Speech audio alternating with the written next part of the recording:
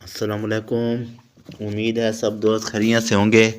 ہماری دعا ہے اللہ پاک آپ کو خوشی عطا فرمائے اور امن و سلامتی والی زندگی عطا فرمائے۔ آج ہماری ویڈیو ہے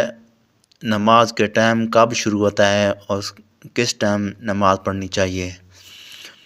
ہمارے شریعت سے بیان کیا جائے گا۔ پہلے کچھ نمازوں کے ہو چکا ہے، ابھی ہوگا عصر سے شروع۔ عصر ابر کے دن میں جلدی پڑھو اور مغرب میں تاخیر کرو۔ حدیث امام احمد ابو ہریرہ رضی اللہ تعالیٰ عنہ سے راوی کے فرماتے ہیں صلی اللہ علیہ وسلم، اگر یہ بات نہ ہوتی کہ میری امت میں مشقت ہو جائے گی تو میں ان کو حکم فرما دیتا کہ ہر وضو کے ساتھ مسواک کریں اور عشاء کے ساتھ نماز تہائی یا آدھی رات تک مؤخر کر دینا، کہ رب تعالیٰ آسمان پر خاص تجلی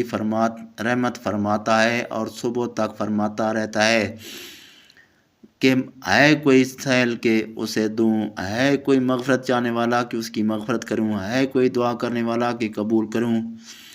حدیث طبرانی اوسط میں ابو ہریرہ رضی اللہ تعالیٰ عنہ سے راوی کے فرماتے ہیں صلی اللہ علیہ وسلم، جب فجر طلوع کر آئے تو کوئی نفل نماز نہیں سوا 2 رکعت فجر کے۔ حدیث بخاری و مسلم میں ابو سعید خدری رضی اللہ تعالیٰ عنہ سے راوی کہ فرماتے ہیں صلی اللہ علیہ وسلم، بعد صبح نماز کی نہیں تا وقتی کہ آفتاب بلند نہ ہو جائے، اور عصر کے بعد نماز نہیں یہاں تک کہ غروب ہو جائے۔ حدیث صحیحین میں عبداللہ صنابحی رضی اللہ تعالیٰ عنہ سے مروی فرماتے ہیں صلی اللہ علیہ وسلم، آفتاب شیطان کے سینگ کے ساتھ طلوع کرتا ہے، جب بلند ہو جاتا ہے تو جدا ہو جاتا ہے، پھر جب سر کے سید پر آ جاتا ہے تو شیطان اس کے قریب ہو جاتا ہے، جب ڈھل جاتا ہے تو ہٹ جاتا ہے، پھر جب غروب ہونا چاہتا ہے شیطان اس کے قریب ہو جاتا ہے، جب وہ ڈوب جاتا ہے جدا ہو جاتا ہے۔ تو ان 3 وقتوں میں نماز نہ پڑھو۔ مسائل: مسئلہ وقت فجر طلوع صبح صادق سے آفتاب کی کرن چمکنے تک ہے، متوازن۔ فائدہ: صبح صادق ایک روشنی ہے کہ پورب کی جانب جہاں سے آج آفتاب طلوع ہونے والا ہے اس کے اوپر آسمان کے کنارے میں دکھائی دیتی ہے اور بڑھتی جاتی ہے یہاں تک کہ تمام آسمان پر پھیل جاتی ہے اور زمین پر اجالا ہو جاتا ہے، اور اس سے قبل بیچ آسمان میں ایک دراز سفیدی ظاہر ہوتی ہے، اس کے نیچے سارا افق سارا سیاہ ہوتا ہے۔ صبح صادق اس کے نیچے سے پھوٹ کر جنوباً شمالاً دونوں پہلوؤں میں پھیل کر اوپر بڑھتی ہے، یہ دراز سفیدی اس میں غائب ہو جاتی ہے، اس کو صبح کاذب کہتے ہیں، اس سے فجر کا وقت نہیں ہوتا۔ یہ بعد نے لکھا ہے کہ صبح کاذب کی سفیدی جا کر بعد کو تاریکی ہو جاتی ہے، محض غلط ہے، صحیح وہ ہے جو ہم نے بیان کیا۔ مسئلہ مختاریہ کہ یہ ہے کہ نماز فجر میں صبح صادق کی سفیدی چمک کر ذرا پھیلنی شروع ہو اس کا اعتبار کیا جائے، اور عشاء اور سحری کھانے میں اس کے ابتدائی طلوع کا اعتبار ہو۔ عالمگیری: فائدہ: صبح صادق چمکنے سے طلوع آفتاب تک ان بلاد میں کم از کم 1 گھنٹہ 18 منٹ ہے، اور زیادہ سے زیادہ 1 گھنٹہ 35 منٹ، نہ اس سے کم ہوگا نہ اس سے زیادہ۔ 21 مارچ کو 1 گھنٹہ 18 منٹ ہوتا ہے، پھر بڑھتا رہتا ہے یہاں تک کہ 22 جون کو پورا 1 گھنٹہ 35 منٹ میں ہو جاتا ہے، پھر گھٹنا شروع ہو جاتا ہے یہاں تک کہ 22 ستمبر کو 1 گھنٹہ 18 منٹ ہو جاتا ہے، پھر بڑھتا ہے یہاں تک کہ 22 دسمبر کو 1 گھنٹہ 24 منٹ ہو جاتا ہے، پھر کم ہوتا رہتا ہے یہاں تک 21 مارچ کو وہی 1 گھنٹہ 18 منٹ ہو جاتا ہے۔ جو شخص وقت صحیح نہ جانتا ہو اسے چاہیے کہ گرمیوں میں 1 گھنٹہ 40 منٹ باقی رہنے پر سحری چھوڑ دے، خصوصاً جون جولائی میں، اور جاڑوں میں 1.5 گھنٹہ رہنے پر خصوصاً دسمبر جنوری میں اور مارچ دسمبر کے آخر میں جب دن رات برابر ہو جاتے ہیں تو سحری 1 گھنٹہ 24 منٹ پر چھوڑے، اور سحری چھوڑنے کا جو وقت بیان کیا گیا اس کے 8-10 منٹ بعد اذان کہی جائے تاکہ سحری اور اذان دونوں طرف احتیاط رہے۔ بعد ناواقف آفتاب نکلنے سے 2 گھنٹے پہلے اذان کہہ دیتے ہیں، پھر اسی وقت سنت بلکہ فرض بھی بعد دفعہ پڑھ لیتے ہیں۔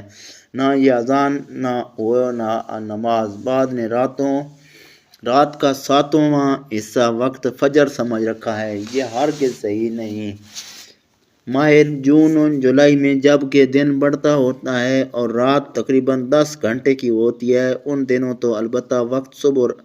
رات کا 7واں حصہ یا اس سے چند منٹ پہلے ہو جاتا ہے، مگر دسمبر جنوری میں جب کہ رات 14 گھنٹے کی ہو جاتی ہے، اس وقت فجر کا وقت 9واں حصہ بلکہ اس سے بھی کم ہو جاتا ہے۔ ابتدائے فجر کی شناخت دشوار ہے، خصوصاً جب کہ گرد و غبار ہو یا چاندنی رات ہو، لہذا ہمیں طلوع آفتاب کا خیال رکھے کہ آج جب وقت طلوع ہوا دوسرے دن اس حساب سے وقت متذکرہ بالا کے اندر اذان و نماز فجر ادا کی جائے۔ وقت ظہر و جمعہ آفتاب ڈھلنے سے اس وقت تک ہے کہ ہر چیز کا سایہ علاوہ سایہ اس اصلی کے 2 چاند ہو جائے۔ متون فائدہ ہر دن کا سایہ اصلی وہ سایہ ہے کہ اس دن آفتاب کے خط نصف نہار پر پہنچنے کے وقت ہوتا ہے، اور وہ موسم اور بلاد کے مختلف ہونے سے مختلف ہوتا ہے۔ دن جتنا گھٹتا ہے سایہ بڑھتا جاتا ہے، اور دن جتنا بڑھتا ہے سایہ کم ہوتا جاتا ہے، یعنی جاڑوں میں زیادہ ہوتا ہے اور گرمیوں میں کم، اور ان شہروں میں کہ خط استوا کے قریب واقع ہیں کم ہوتا ہے، بلکہ بعض جگہ موسم میں بالکل ہوتا ہی نہیں جب آفتاب بالکل سمت راست پر ہوتا ہے۔ چنانچہ موسم سرما ماہ دسمبر میں ہمارے ملک کے عرض بلد میں کہ 28 درجہ کے قریب پر واقع ہے، 8.5 قدم سے زیادہ، یعنی سوائے کے قریب سایہ اصلی ہو جاتا ہے، اور مکہ معظمہ میں جو 21 درجہ پر واقع ہے ان دنوں میں 7 قدم سے کچھ ہی زائد ہوتا ہے، اس سے زائد پھر نہیں ہوتا۔ اس طرح موسم گرما میں مکہ معظمہ میں 27 مئی سے 30 مئی تک دوپہر کے وقت بالکل سایہ نہیں ہوتا، اس کے بعد پھر وہ سایہ الٹا ظاہر ہوتا ہے، یعنی سایہ جو شمال کو پڑتا تھا اب مکہ معظمہ میں جنوب کو ہوتا ہے،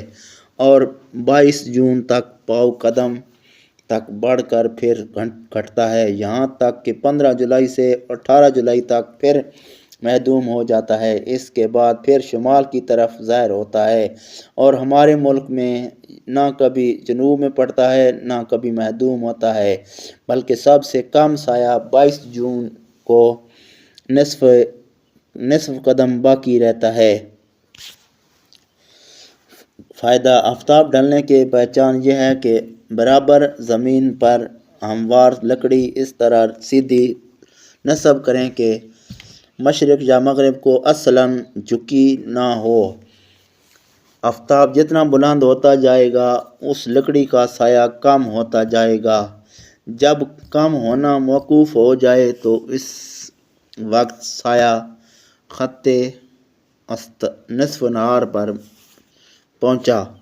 اور اس وقت کا سایہ اصلی ہے، اس کے بعد بڑھنا شروع ہوگا، اور یہ دلیل ہے کہ خط نصف نہار سے متجاوز ہوا، اب ظہر کا وقت ہوا۔ یہ ایک تخمینہ ہے، اس لیے کہ سایہ کا کم و بیش ہونا خصوصاً موسم گرما میں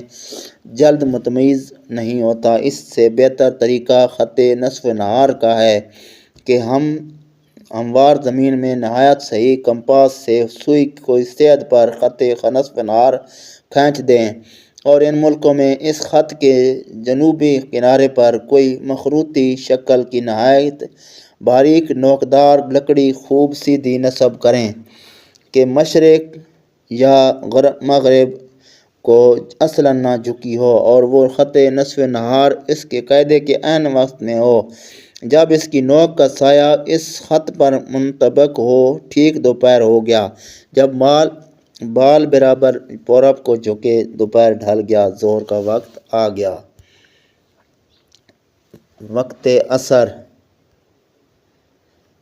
انشاءاللہ اگلی ویڈیو میں بیان کیا جائے گا، اور اگلی ویڈیو تک